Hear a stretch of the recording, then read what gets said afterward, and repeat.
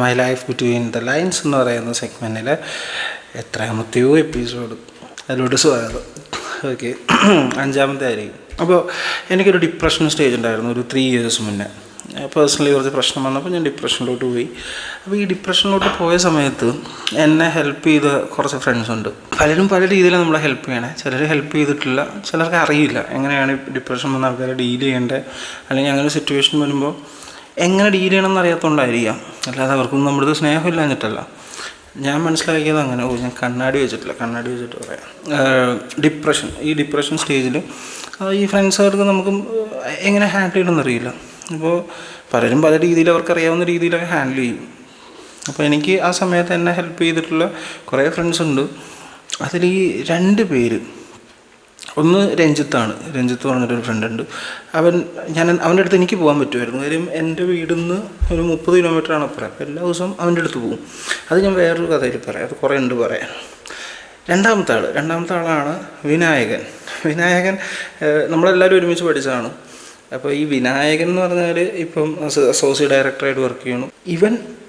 ഞാൻ ഈ ഡിപ്രഷനായപ്പം ഇവരാണ് ആദ്യം വിളിച്ച് പറയുന്നത്, ഈ കാരണം ഇതാണെന്ന് പറയുന്നത്.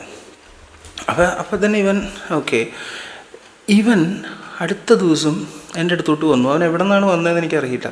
മേ ബി അവൻ്റെ വീട് എൻ്റെ വീട്ടിൽ നിന്ന് കുറേ ദൂരമുണ്ട്. അവൻ എറണാകുളത്താണ് വർക്ക് ചെയ്യുന്നത്. സോ അവൻ എവിടെ നിന്ന് എനിക്കറിയില്ല. രാവിലെ ഞാൻ കണ്ണുറക്കുമ്പോൾ അവൻ എൻ്റെ വീട്ടിലുണ്ട്. എന്നിട്ട് ഇവൻ പറഞ്ഞോളെ വാടാ നമുക്ക് ഒന്ന് എങ്ങോട്ടും പോവാം. ഞാൻ പറഞ്ഞു എൻ്റെ 5 പൈസ ഇല്ല. അപ്പോൾ അവൻ പറഞ്ഞു അവൻ്റെ കുറച്ച് പൈസ ഉണ്ട്, നമുക്കൊന്ന് പുറത്തിറക്കം ഇറങ്ങി. അവൻ എന്നെ ഒന്ന് നിർബന്ധിച്ചു. എന്നിട്ട് ഞങ്ങൾ പുറത്ത് പോവാം. അപ്പോൾ ഇവൻ ആദ്യം പറഞ്ഞു നമുക്ക് സിനിമയ്ക്ക് പോകാമെന്ന് പറഞ്ഞു. അപ്പോൾ ആക്ച്വലി നമ്മുടെ പ്ലാൻ എന്ന് പറഞ്ഞാൽ നമ്മൾ വർക്കല പോകുന്നു. വർക്കല പോയിട്ട് ഒരു 2 ബിയർ അടിക്കുന്നു. അത് കഴിഞ്ഞിട്ട് ചില്ല് ചെയ്യുന്നു. അതിനുള്ള പൈസ എൻ്റെ കയ്യിലുള്ളൂ. അപ്പോൾ ഞാൻ പറഞ്ഞു ഓക്കെ. അത് കേട്ടപ്പോൾ എനിക്ക് ചെറിയൊരു ഡിപ്രഷൻ ആണെങ്കിൽ പോലും എനിക്ക് ചെറിയൊരു സന്തോഷം തോന്നി. ഓക്കെ, ബിയർ അടിക്കുക, എന്ത് ഡിപ്രഷനായാലും ചില്ല് ബിയർ ബീച്ചിൻ്റെ സൈഡിൽ പോയിരുന്ന് കൂട്ടുകാരൻ്റെ കാശിന് അടിക്കുക എന്ന് പറയുന്നത് വളരെ സന്തോഷമുള്ള കാര്യമാണ്. അപ്പോൾ ഞാൻ ഭയങ്കര ഹാപ്പിയായി. മൊമെൻ്ററി ഹാപ്പിയാണ്. ആ ഡിപ്രഷൻ്റെ ഇടയിൽ തോന്നുന്ന ചെറിയ സന്തോഷങ്ങൾ.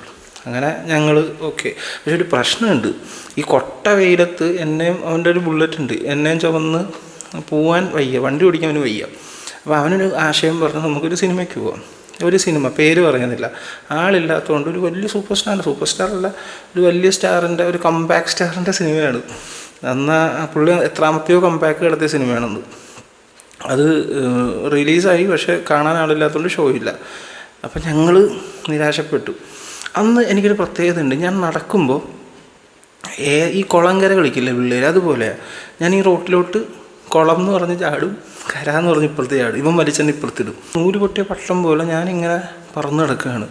ഈ ചെക്കനാണെങ്കിൽ അവൻ കുറേ പ്രാവശ്യം എന്നോട് പറഞ്ഞാൽ വണ്ടി ഇടിച്ച് നീ ഭിത്തി കയറി സൂക്ഷിച്ച് കിടക്കാൻ പറയുന്നുണ്ട്. പക്ഷേ ഞാൻ ഓക്കെ എന്ന് പറഞ്ഞ് പിന്നെയും എന്തൊക്കെയോ ആലോചിച്ച് ഡിപ്രഷനാണല്ലോ ഇങ്ങനെ നടക്കുകയാണ്. അപ്പോൾ ഒരുപാട് ഡിപ്രഷനാണ്. ഇവനെ തെറിയും പറയാൻ പറ്റാനുള്ള അങ്ങനത്തെ ഒരു സിറ്റുവേഷനിലാണ് പോണേ.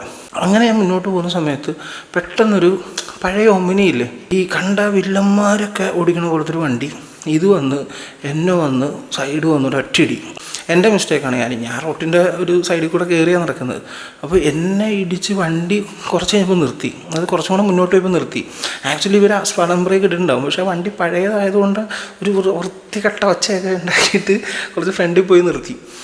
ഈ വണ്ടി നിർത്തിയപ്പോൾ ഞാൻ ഓക്കെ, എനിക്കെന്തോ വേദന എടുത്തു, കയ്യിലാണ് ഇടിച്ചത്. ഞാൻ കൈ എടുത്തടവി ഞാൻ നിൽക്കുന്നുണ്ട്.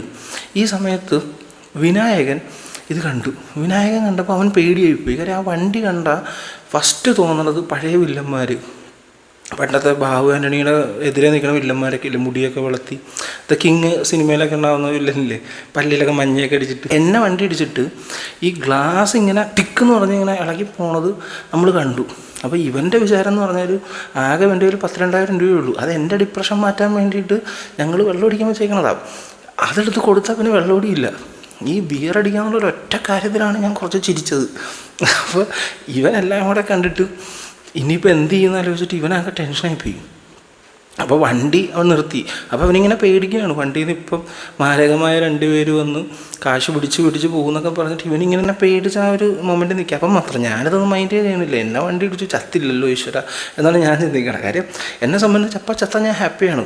പലരോടുമുള്ള പ്രതികാരമാണ് എൻ്റെ മരണമെന്ന്. അപ്പോൾ ഞാൻ അതിനാണ് സങ്കടം, എന്നെ കൊന്നുവിടറാൻ നാറിയതാണ് ഞാൻ വിചാരിക്കണത് ഈ വണ്ടിക്കാരനെ കാണുമ്പോൾ. പക്ഷേ ആ വണ്ടിയിൽ നിന്ന് ഇറങ്ങി വന്നത് ഗുണ്ടകളോ ഒന്നുമല്ല, ഒരു പള്ളിയിലച്ഛൻ, മറ്റേ വെള്ള ലോഹയൊക്കെ ഇട്ടിട്ട്, ഒരു മുഖം കണ്ടാൽ മറ്റേ പഞ്ഞിത്താടിയൊക്കെയാണ്, കണ്ടാലൊരു ഓമനത്തുള്ളൊരു പള്ളിയിലച്ഛൻ, കൂടെ 2 സിസ്റ്റേഴ്സും ഉണ്ട്. ഇവരെന്തോ ധ്യാനമൊക്കെ കഴിഞ്ഞിട്ട് തിരിച്ചു പോകും. പക്ഷേ വണ്ടി ഇതാണ്. പക്ഷേ ഇവർ പള്ളിയിലച്ഛനും 2 സിസ്റ്റർമാരുമാണ്. അപ്പോൾ ഇവർ പുറത്ത് വന്നിട്ട് എൻ്റെ അടുത്ത് വന്നിട്ട് ചോദിച്ചു, അവനെ കുഴപ്പമെന്തെങ്കിലും ഉണ്ടോ? അപ്പോൾ ആ സമയത്ത് എനിക്ക് പ്രശ്നമൊന്നുമില്ല, കുഴപ്പമൊന്നുമില്ല എന്ന് പറഞ്ഞപ്പോൾ ഇവനങ്ങ് ഭാവം തോന്നി.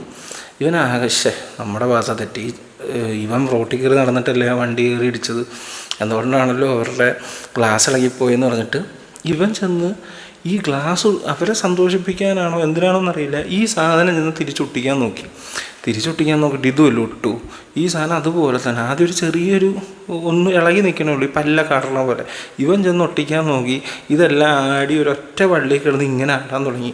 ഇനി അതവർക്ക് ശരിയാക്കിയാൽ മാത്രമേ മുന്നോട്ട് പോകാൻ പറ്റുള്ളൂ. ഇവൻ വന്നിട്ട് അവരെ നോക്കി ചിരിച്ചിട്ട് എന്നെ നോക്കി ചിരിച്ചിട്ട് പോകാമെന്ന് പറഞ്ഞു.